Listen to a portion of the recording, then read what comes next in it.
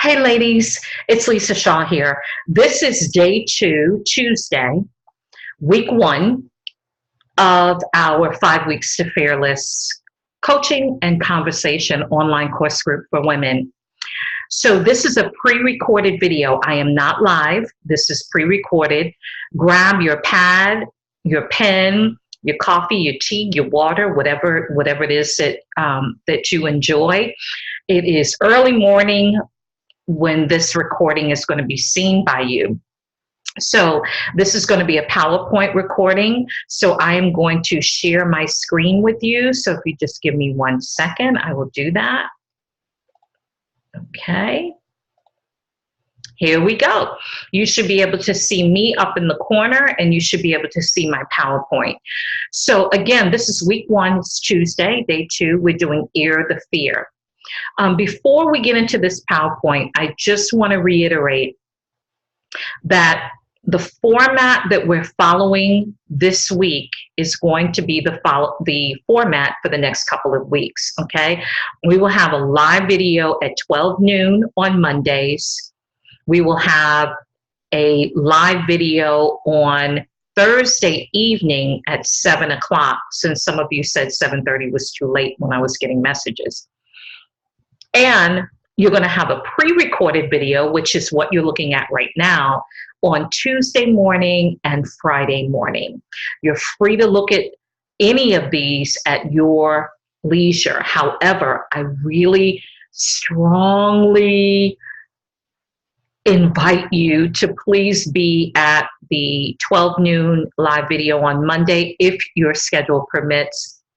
And I definitely am doing the Thursday evening live to accommodate those who can't make it during the day, even though the content will be very different, okay?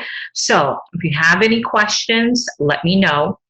So as it relates to this teaching today, please put all your comments and your questions and your feedback directly on this post. And here's why. I want to keep the page as clean as possible in the group so that women who might not be live with us are not searching around trying to find everything amongst other postings being posted. I want the group to really just be the post that I put, and then you comment and ask your questions and give feedback right on that post in the comment section, okay? All right, so welcome back. And based on the feedback I received yesterday from the live video, both in the comment section as well as a few of you messaged me and emailed me. Thank you so much for the feedback. Feel free to give your feedback directly on the comment thread unless it's something that's private and you need to share with me. If so, best way to reach me is through email for our 5 Week to Fearless class. Okay, so let's go ahead. We're dealing with chapter 3, Ear the Fear. And so I asked everyone on the live video yesterday to please read that. Both of the books that I wrote, You Are Beautiful in God's Eyes was published in 2011. No Fear, the book that you have now, was published in 2016. Both of those books, God told me he wanted it simplistic and powerful. It wasn't meant to be a long reading.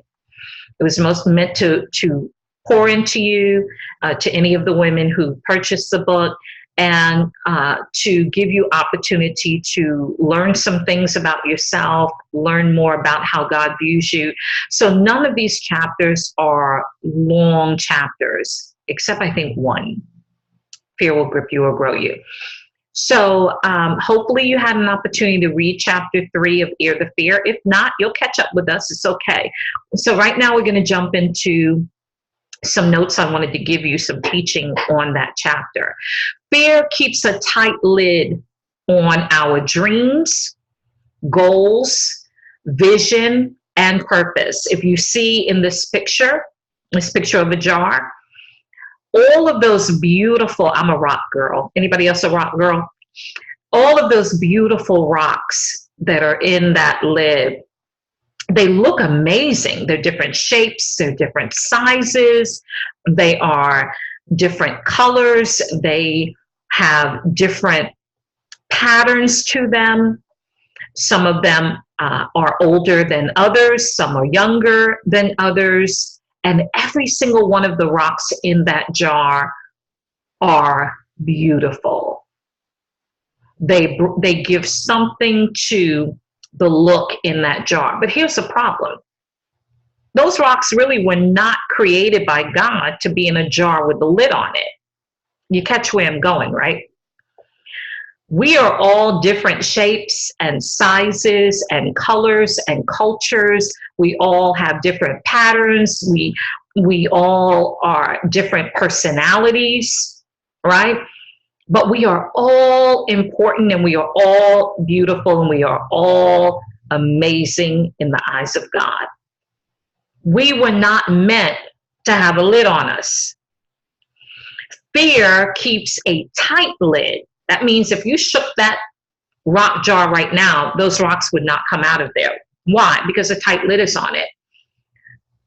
So fear will keep a tight lid on your dreams, your goals, your vision, your purpose. So right now, I want you to take a minute and I want you to write in the comment or type in the comment section. If fear has kept a tight lid on dreams that you've had, goals that you've had, vision that you've had from God, or your purpose, the purposes that God has for you, just type which one. You don't have to tell the specifics of it, but just type dreams, goals, vision, and purpose. Fear keeps a lid on creativity. When we're in fear, we cannot be creative. Fear keeps a lid on the ability to be innovative. And I really believe that in this group, there are books to be written. There are either businesses to develop, or you have businesses already and God wants expansion for you. I believe in this group, there are ministries to build. There are organizations to develop, nonprofit or for-profit. There are daycares and Christian schools and academies and institutions that need to be developed. There are missions trips that need to be had in this group, and more. There's community projects that need to be done. I believe in this group that some of you, God has called you to serve in the political arena, although this is not a group for us to talk politics. No politicking here, okay? But God has a purpose for you. Fear will keep a tight lid on that and hinder our ability to serve, to impact, and to influence those that God puts in our path. And so the question is, are we going to navigate through that fear? Well, that's why you're here. One of the ways that we navigate through fear is to ear the fear. Ear the fear. Now, the reason why earing the fear is so important is because when we ear the fear, if you see here in my quote, ear the fear and we can work from there. Somebody got to type that in the comment section. Ear the fear and we can work from here. Now, if I was ministering somewhere right now, I probably would have said, now somebody need to say amen right there. Ear the fear and we can work from there. This power, the power of giving yourself permission to ear the fear. Now, why is that important? Because fear makes us feel inadequate in some way. It really does. It makes us feel inadequate. And the truth is, you're not inadequate. You're equipped by God to be and to do whatever He's purposed. But if we're not willing to ear the fear, then we're going to be stuck. So right now, I want you to give yourself permission to ear the fear. And what I mean by that, I don't want anyone to feel uncomfortable in the group, but I just want you to type, I'm giving myself permission to ear the fear, or just type permission to ear the fear. That's important. Let me tell you, we all deal with fear. And one of the crippling effects of it is we sit silent in it. We're afraid to open up Whatever fears that we're experiencing, we're also afraid to say that we're experiencing that fear. Let me give you an example from my life. In 2016, when I came out with this book, I knew that God had me to write No Fear, Fear Will Grip You and Grow You. I also knew that He wanted me to do a workshop behind the book. And I have done workshops, conferences, prayer breakfasts, ladies' luncheons, seminars, Bible studies, business women's events where I've been the speaker. I've organized these events, taught, preached, coached, consulted at these events or at events that other people have invited me to. For many, many, many years, close to 30 years I've been serving with. Actually, this year is 30 years. Praise the Lord. Anniversary. So, yet, I still have to navigate through fear. So, in 2016, I was a part of a particular group online, and I was going out to research some local hotels to use for the workshop that I knew God wanted me to do. And I'm telling you the truth, from the time my box of books landed here from the book printer, fear came over me. I found the hotel, I put down the deposit, but I was afraid that the women wouldn't come, they wouldn't register, they wouldn't pay the money, they wouldn't be interested in the topic, they wouldn't see the importance of it for them. Fear, the fear of rejection, the fear of failure was just rising up in me. What if they say no? What if they only want to connect with me in this capacity or that capacity, but they don't want to have anything to do with this? So I was a part of a group. And in that group, I made the decision when the floor was open for us to share, I made the decision to air the fear. I just let them know, look, right now I'm afraid because, I've got this workshop scheduled and I don't, I'm just in the throes of it and I'm doing the advertisement and I'm scared that the women they're not going to sign up. They're not going to want to do it. And those of you who know, because I've been using hotels as well as churches and my own facility back in Virginia, but I've been using places for years, paying deposits and down payments and all of that. But something about this just scared me. But once I told the group that I was a part of at that time, once I told them, oh, how good I felt to just ear the fear. And let me tell you something. That was one of the ways I was navigating through the paralyzing feeling of fear. And I mean, it was gripping. I was having sweats and I was losing sleep and I was just praying so hard that God, I want to make sure I heard you. You ever been there? You ever been there where you know that what you're about to do is something that God has told you to do, but all of a sudden you're scared? That was me in 2016. Let me tell you something. You can see the picture right there. It was just under 40 women that registered and came. One of those women drove in from Jacksonville, Florida. Those of you who are my Floridians, I'm in Orlando. So it's a little bit of a drive from Jacksonville here. 3 of the women in the group came from Tampa, which is an hour and a half. I think Jacksonville was closer to 3 hours. So God worked it out, and those women were tremendously blessed, and so was I.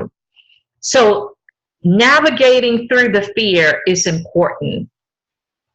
And to do that, one of the strategies, practical strategies, is airing the fear. Now, we have been cultured to view fear. I want you to hear me in this. We have been cultured as people to view fear, especially as women. We've been cultured as people to view fear as a negative So much so that we have been cultured to view fear, the admittance of fear, as a negative. And because of that, we often don't say that we are in fear. I came along in a culture and an era where everybody was trying to be superwoman. Everybody, I'm going to be 54, so you know the era I came from. Everyone said, be strong. You're a woman. You're a woman. Hear you roar, right? Or they say in the church world, they say, get over it. Don't say you're afraid. Don't claim that. Let go, let God. Let God work it out. Just give it to God. Don't speak that out loud. Just proud of this one. Just pray it away. I'm not saying that any of those things is wrong. What I'm saying is that we still, in our spiritualness, we need to also be practical. And the practicality of it all is that fear is real. And it doesn't mean that when we experience fear that we don't have faith. And so it's important to ear the fear, because if you don't speak it out, you'll feel alone in it. You'll feel like you're the only one who's dealing with it. So when fear comes, here's the strategy. When fear comes, don't complain, don't question, don't isolate, don't stand still or make a hasty decision. Rather, look back and see all the ways that God has brought you through your previous experiences of fear. See what He's done in your life. And then ask yourself some questions. What has God done in my life already? You can write these down. Where have you seen success? Ask yourself that. Where have I seen success in my life? Where have I made mistakes and grown through them? Where have I made mistakes and grown through them? Those are important questions to coach yourself through when you're dealing with the spirit of fear. Because, and these are the strategy questions that I'm giving you right now that you see on the PowerPoint where I said write down and answer the strategy questions. These are the questions. What has God done in your life already when you were facing fear? Where have you already seen success? Where have you made mistakes and grown through them? That's important for you to ask yourself and answer those questions. Ask the hard questions. When you hear the fear, it allows you to ask yourself those hard questions. Hard questions create growth when we answer them with truth. We've got to answer them with truth. Sometimes the question is there anything that I need to do differently? That's a question that comes up when we're dealing with fear. Is there anything that I need to do differently? Is there anything that I need to ask for when you're dealing with fear? Ask God for wisdom. That's even more critical than anything else. Is ask God, grant me wisdom as I navigate through this fear with your help. Be open to lessons, hard lessons that require transformation, real transformation. Transformation doesn't come just through words of encouragement and affirmation that we see scrolling down the news feed of Facebook. I think it's wonderful to do that. I do it too, to encourage my audience. However, real transformation comes when we ask ourselves hard questions and then take action steps, the best way to navigate through fear.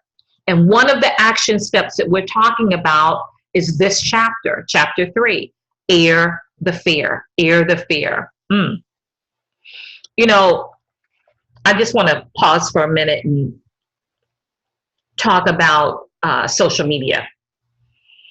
There are great benefits to social media, but then there are not. And one of the nots to social media is how much is said on social media that's not necessarily true. And I'll use an example from 2010. This person wouldn't be known to any of y'all. I was working with her, counseling with her and helping her through on a biblical counseling level. And her marriage was just really, really in a bad way. And I worked with her for maybe 2 weeks, and all of a sudden I saw a blog pop up on Facebook, a marriage blog. And I thought, that's interesting. Is she airing her whole marital situation on a blog? Which I do see that sometimes on social media. And so I was concerned about that. But when I clicked on it and it took me to her blog, I realized that she had started a marriage ministry, a blog that was meant to be a marriage ministry. She had a photo of her and her husband. And this person talked on and on in her blog posts of the amazing marriage she had and all the ways that they loved God together and loved each other. I knew that wasn't the truth because I was working with her, trying to help her. So I knew that she was afraid to deal with the things that were going on in her marriage. But I also knew that she was looking for the approval and the acceptance that she didn't feel she was getting in her relationship. She went to social media to get that. Bad news. Bad news. Social media is not there to approve you or I, or to give us acceptance. Doesn't matter what any other woman is talking about on social media. We must tell the truth. Whatever you post, hopefully it's not so personal that it's inappropriate. I know sometimes I see posts from different women where they are going in about their children, their grandchildren, their stepchildren, their godchildren, or they're going off about their men. Social media is not the place for that. Okay, so I'm meddling. So just take this as a bonus to the teaching. I believe in airing the fear, but I believe in airing the fear in truth, telling the truth, right? And so if you're going to put it out there, then let's put it out there telling the truth, right? Okay, so let me leave that now and come back to this. Silence grips. It creates anxiety, isolation, more uncertainty, and discontentment. That's what happens when we don't ear the fear. Fear makes you hide, right? Fear makes us hide. It makes us, the example I was just sharing with you about that precious woman back from 2010, excuse me. Fear makes you hide behind things that are not true. Sometimes fear makes you hide behind getting the help that you need. Fear will make you hide behind admitting that you're afraid. So we've got to be aware of that. When we air the fear, when we voice the fear, it grows us. Why? Because just think about it. The moment you say something, words have such power. God's word tells us that. Words, we have the power of death and life in the tongue. So we want to speak life. But sometimes it's necessary to speak what you're experiencing in the moment, air it so that you can get it out. Because in that moment, there's an exhale that comes over you like, whoo, oh, I feel good. I got that out. Right? First, get it out to God, because he might be, at that point, he may say you don't need to say it to anybody else. But sometimes it is necessary to air the fear at other times. So airing the fear requires transparency. Transparency requires vulnerability. Vulnerability requires courage. Courage is living fearless. Now, so let's unpack that for a minute. Courage is living fearless. Do you notice that fearless is combined of two words? Fearless. Sometimes when we say, oh, girl, she's fearless. Oh, he's fearless. We take it to mean there's absolutely no fear with the person. That's not at all what it means. Fearless means fearing less, meaning I fear less, so I'm able to do the things that I need to do. I'm able to become who God says I need to become. But it begins with airing the fear. And when we air the fear, to do that, it requires transparency. It requires us to be honest with ourselves, honest with God. He already knows the truth anyway about us, right? We got to be honest with ourselves, honest with God, and honest with the people that we're airing the fear to.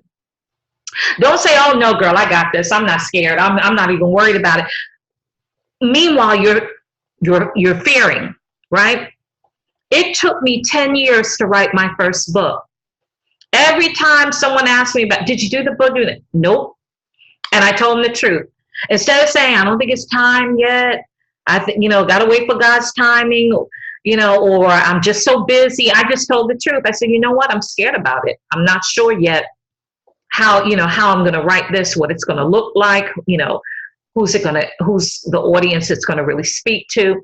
It's better to be transparent and just tell the truth. Now, some people could handle that, and others would, they'd start coming from a different direction with me, which leads me to this.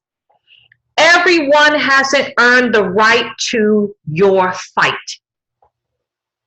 Everyone has not earned the right to your fight. You can type that out. Everyone has not earned the right to your fight. Fear is a battle. Fear is a battle. Okay, and not everyone deserves to hear your fear, because not everyone has earned that right. So be careful who you do ear your fear to. Be careful who you allow yourself to be transparent to. Transparency does require vulnerability, and vulnerability can circle you right back into fear. Because if you're vulnerable with the wrong person or the wrong people, and they say the wrong thing or reject you or judge you, it can spin you right back into fear again. So be careful about who you share your fear with. Not everyone has earned the right to your fight. And fear is a battle. Vulnerability requires courage, and courage is living fearlessly. Look at Joshua chapter 1, verses 2 through 9. I gave it to you in the video yesterday. If you haven't had a chance, in the live video, if you haven't had a chance to read that, go read that and see what God tells us about fear and about courage. Stop talking yourself out of what God has already talked you into. I talked about that in the live video yesterday, but I felt it worthy to put in here for you today as a reminder. We often talk ourselves out of what God has already talked us into. Here's how that would look in a practical sense. So you should have that book written. You're dragging. Why? Because you're talking yourself out of what he already told you to do. Or maybe you've been talking for 5 years about going back to school or going to school for the first time to get your degree. But fear has gripped you so much till you're talking yourself out of it. No, maybe I'm too old now, or maybe I'll do it next year. Yeah, I'll research it in a couple of months. You're talking yourself out of what God taught you into. Or maybe you have a business or a ministry vision that you're supposed to step forward in, but you keep saying, no, it's just not God's timing. It's just not God's timing. It's just not God's timing. Meanwhile, God's saying, hello, I've been trying to get you to step forward in this for the last 3 years, right? So, and we'll talk about timing and how to identify, discern the timing, and talk about that under another window of time. But it's time for a new vision for yourself. That's important. I want you to comment below and talk to me about how you've talked yourself out of what God has already talked you into. Maybe it's happening right now. Maybe you experienced it in the past. Okay? But talk to me about that. I want to hear about that. Okay, we're coming to a close. Here's your action items. If you haven't already, please read chapter 3, Ear the Fear, in the No Fear book, and answer the questions that are within that chapter. That book is written in a coaching format, so you can, it's your opportunity to coach yourself. Okay? Come back and share anything that you want to share on this thread. Okay? Comment, ask for prayer, share any aha moments or anything else. Actually, in your PDF workbook, on page, give me 1 second. Page 15, I have fearlessly taking my steps. Fearlessly taking my steps. So you can put your lessons that you're learning, mindset shifts or perspective, aha moments, and next step actions for first and second quarter. Okay, so feel free to air your fears in the comment section below and within this thread. And if it's something private, you can email me or shoot me off a message. Okay, but right now I pray in Jesus' name that as you engage the materials in the No Fear book and in the workbook and the content that I provide to you through the live videos and the pre-recorded, and even the things that you share with each other on the thread, I pray in Jesus' name that there would be understanding, that there would be revelation, that there would be fierce clarity, that you would receive wisdom, and that you would begin to view fear in a way that will grow you, not grip you. Because you are a fearless woman. You are a fearless woman. And there's something in you, something amazing, something that gives life to other people. And maybe you're already flowing in it, but you still struggle sometimes with fear. I get that. I'm right with you. Maybe you're someone who hasn't moved the needle yet. You haven't moved the needle forward yet in your life because you're frozen. Or maybe you were once flowing in whatever it was that you needed to flow in, and dreams and goals and vision and purpose. And somewhere along the way, fear got in there and gripped you, and you stood still. And maybe you didn't realize in your mind that you were standing still. But when you look back over the weeks and months and years, and you say to yourself, wow, I want you to know that somebody needs what's in you. And this is not a cliche. It's not a churchy thing to say. Even though, most of us come out of the church or in the church world.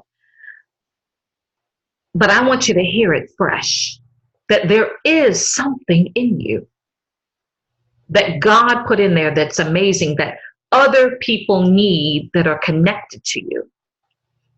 And if you sit down on fear, if you sit down on even excuses sometimes, if you sit down on the giftings that are in you, if you sit down on the skill set that you've acquired, if you sit down on the talents that you have, not only will you be unfulfilled and discontented, but somebody in your path is going to miss out on what God has put in you. Ear the fear on the comment posts below. I pray the Lord would bless you as you read the chapter, engage the questions, get into the material. I'm excited about it. And I will connect with you on Thursday evening at 7 p.m. for a live video in the group. And we're going to jump into another portion or another part of the 5 weeks to Fearless. Thank you, ladies. It's an honor to serve you.